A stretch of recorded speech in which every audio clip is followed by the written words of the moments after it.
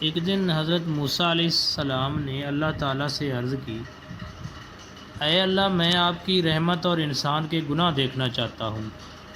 اللہ تعالیٰ نے فرمایا، اے موسیٰ، ایک بہت بڑا سمندر ہو اور سمندر میں ایک درخت لگا ہو، درخت پر ایک پرندہ چڑیا بیٹھی ہو اور اس کے منہ میں مٹی ہو، اور اگر وہ مٹی سمندر میں گرا دے تو کیا سمندر کو کوئی فرق پڑے گا؟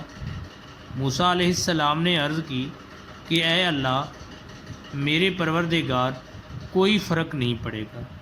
تب اللہ تعالیٰ نے فرمایا کہ اے موسیٰ، یہ جو سمندر ہے میری رحمت ہے، اور سمندر میں جو درخت ہے وہ دنیا ہے، اور جو درخت پر بیٹھا ہے وہ انسان ہے، اور جو مٹی پرندے کے منہ میں ہے وہ انسان کے گناہ ہیں۔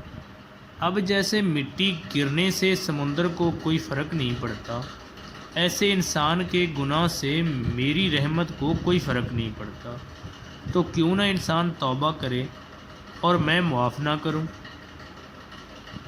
انسان تو ناداں ہے، اس لیے ہمیشہ توبہ استغفار کرتے رہا کریں، کیونکہ اللہ کی رحمت کے آگے ہمارے گناہ بہت چھوٹے ہیں۔